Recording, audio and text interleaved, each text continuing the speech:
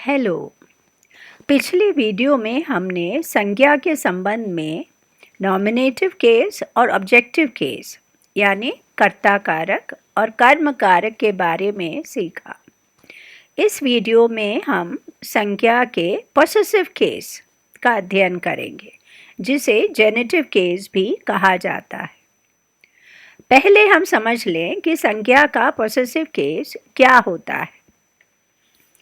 The noun or pronoun which represents ownership or possession, origin or authorship is said to be in the possessive case or genitive case.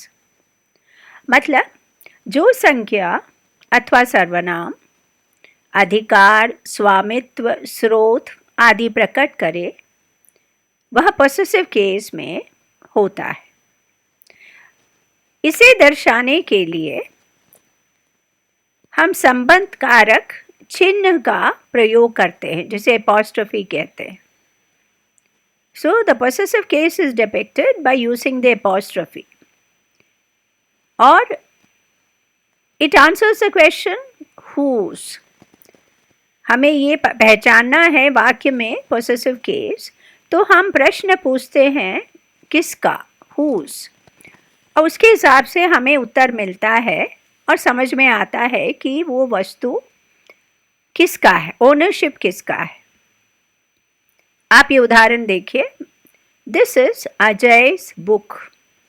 अब अजय जो है वो व्यक्ति का नाम है, नाउन है। अब उसमें क्या दर्शाया गया है कि ये किसका बुक है, ये whose book is it? अजय's।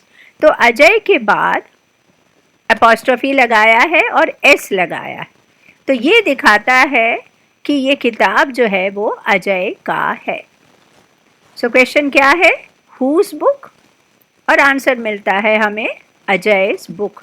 तो ये स्वामित्व दिखाता है, अधिकार दिखाता है कि यह किताब जो है वो अजय का है।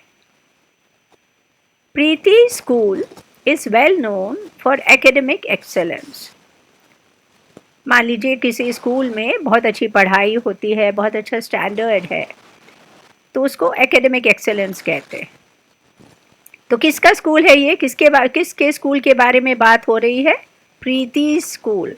तो प्रीति लड़की का नाम है जो स्कूल में पढ़ती है। तो प्रीति स्कूल जब हम कहेंगे अपॉस्ट्रोफी एस लगाकर, तो ये दिखाता है कि ये स्कूल वह स्कूल है जिसमें प्रीति जो है वो पढ़ने जाती है। तो क्वेश्चन इज हु स्कूल, और आंसर है प्रीति स्कूल। इस पोसेसिव के प्रयोग के कुछ नियम हैं, हम एक एक करके देखते हैं। तो पहला नियम है ये, when the noun is singular apostrophe S is added to the noun to make it possessive. मतलब जब हम सेंटेंस लिखते हैं उसमें, जैसे आप देखिए example, Roy's camera was sleek and handy। अब ये किसका कैमरा है, whose कैमरा, रॉय's कैमरा। अब रॉय जो है वो संज्ञा है, व्यक्ति का नाम है, प्रॉपर नाउन है, सिंगुलर है।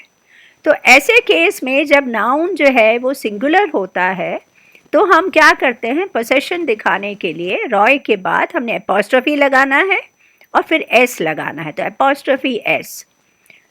तो रॉय's कैमरा, तो इससे मतलब क्या पता चलता है हमें कि वो कैमरा जो है वो रॉय का है। दूसरा एग्जाम्पल देखिए, the actors car was fabulous. Actor singular है, उसका कार है, किसका कार, एक्टर का कार। तो हमने एक्टर्स कार कर दिया उसको, एक्टर के बाद एपॉस्ट्रोफी और एस। कार वॉज फैबुलस, बहुत बड़ा, बहुत शानदार है।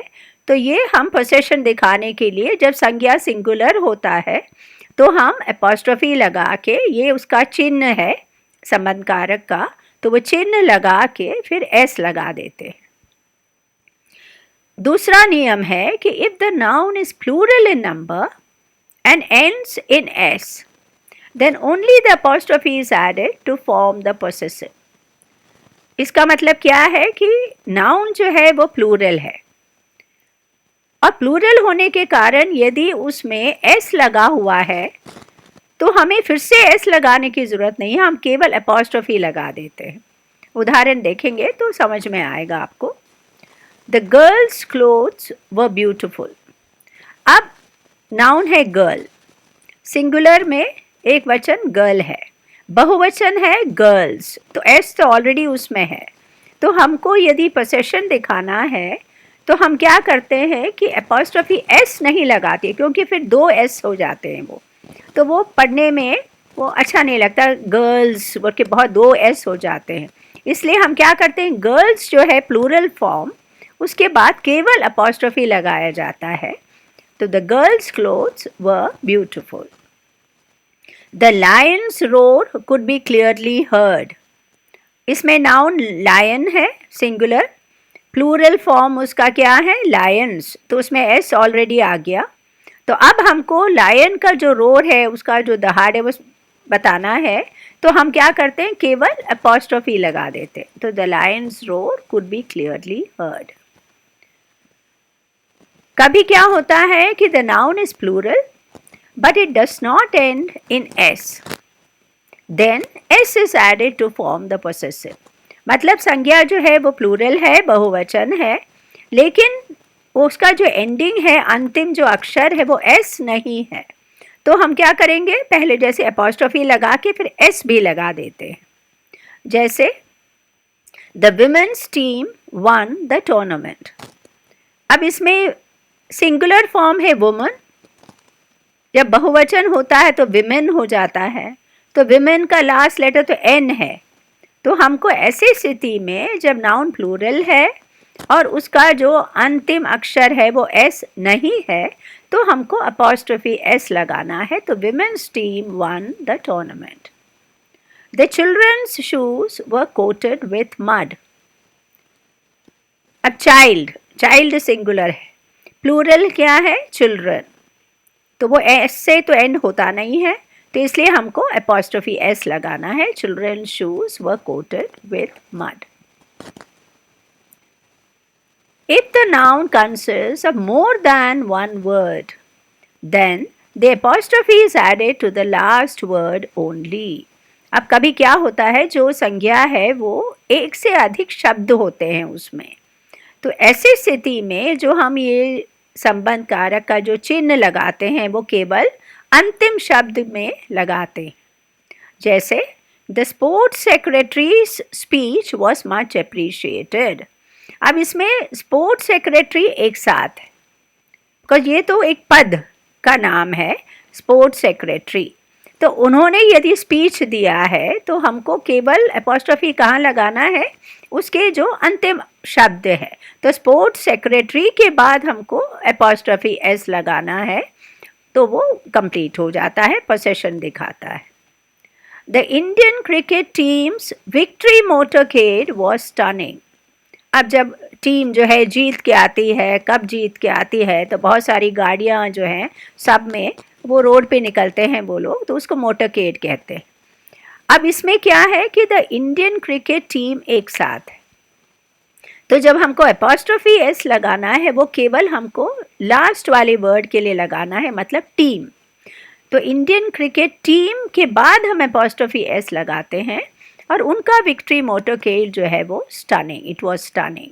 तो ये आपको समझना है जब आप सेंटेंस पढ़ते हो कि नाउन जो है वो एक है या उसमें दो या दो से अधिक शब्द हैं, तो वो हमको पढ़ के समझ के हमको ये पोसेसिव जो है उसका चिन्ह लगाना है।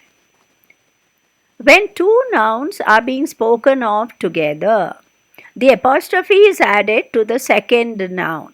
कभी क्या होता है कि दो संख्या इस प्रकार के होते हैं कि हम उनके बारे में जो जिक्र करते हैं वो एक साथ करते हैं, तो वो साथ में जब उनके बारे में बात करते हैं तो हमें अपॉस्ट्रोफी जो है वो चिन्ह जो है वो सेकंड वाले नाउन पर लगाना है। जैसे Neha and Veena's dance performance was a treat for sore eyes. मतलब दो लड़कियां हैं नेहा और वीना, और दोनों ने मिलकर स्टेज पर डांस, नृत्य जो है वो परफॉर्म किया है, तो ऐसे केस में दोनों ने मिलकर किया है, तो इसलिए हम उनको एक साथ लेते हैं और ये जो एपॉस्ट्रोफी एस लगाते हैं वो केवल दूसरे नाम के साथ हम जोड़ते हैं उसको। सो नेहा के साथ हमको जोड़ने की ज़रूरत नहीं है, पर नेहा और वीना ने एक साथ मिलकर डांस किया है, तो हम Neha and Veena's dance performance कहेंगे उसको। Tim and Blake's musical duet held the audience spellbound. इसमें दो लोग हैं, टिम और एक ब्लेक। दोनों ने मिलकर क्या किया, स्टेज पर म्यूज़िक जो है उसकी युगलबंदी प्रस्तुत किया है। तो इसमें भी ये दोनों लोग एक साथ उन्होंने परफॉर्मेंस दिया है। तो इसमें जो सेकंड व्यक्ति है ब्लेक, उसके नाम के साथ में हम एपॉस्ट्रोफी एस लगाते हैं।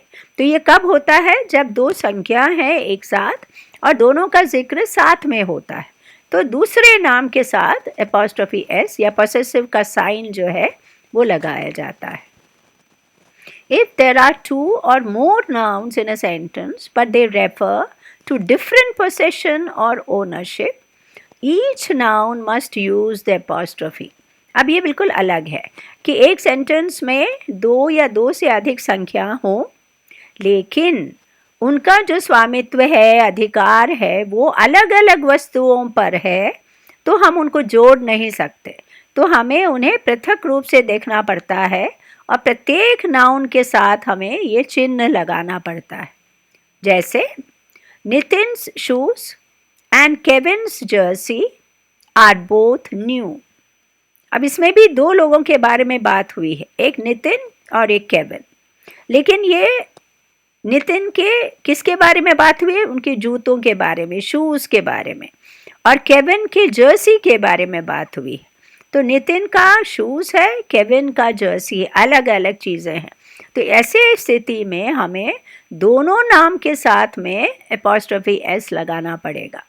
एक नियम हमें याद रखना चाहिए कि the possessive case is used only with living beings, मतलब जो जीवित प्राणी हैं उनके साथ ही ये पोसेसिव केस एपॉस्ट्रोफी एस जो हम लगाते हैं वो यूज़ होता है।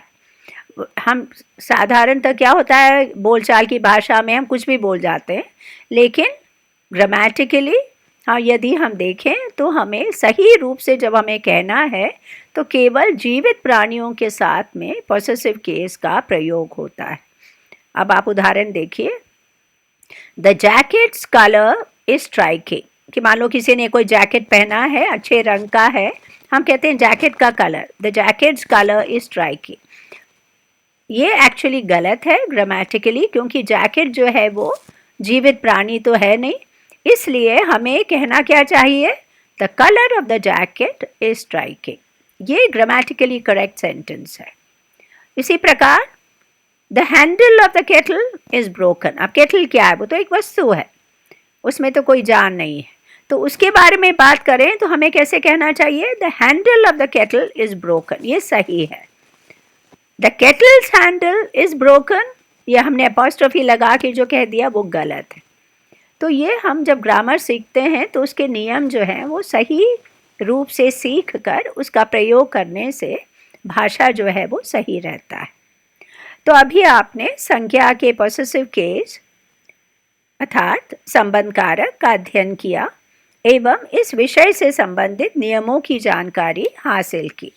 अपने इस ज्ञान को दोहराने और पक्का करने के लिए teachyaar.com पर क्विक टेस्ट लें। इस सरल टेस्ट को पूर्ण करके सबमिट बटन दबाएं। आपको तुरंत अपने टेस्ट का फल दिखाई देगा एवं सही उत्तर की व्याख्या भी मिलेगी। टेस्ट लेने के लिए अपने मोबाइल फ़ोन से QR कोड को स्कैन करें अथवा वीडियो के नीचे दिए गए लिंक पर क्लिक करें, जो डिस्क्रिप्शन सेक्शन और कमेंट सेक्शन में डाला गया है। नोटिफिकेशन अथवा अधिसूचना के लिए टीचयार के YouTube चैनल को सब्सक्राइब करें। आपको बता दें कि यह वीडियो अंग्रेज़ी में भी उपलब्ध है।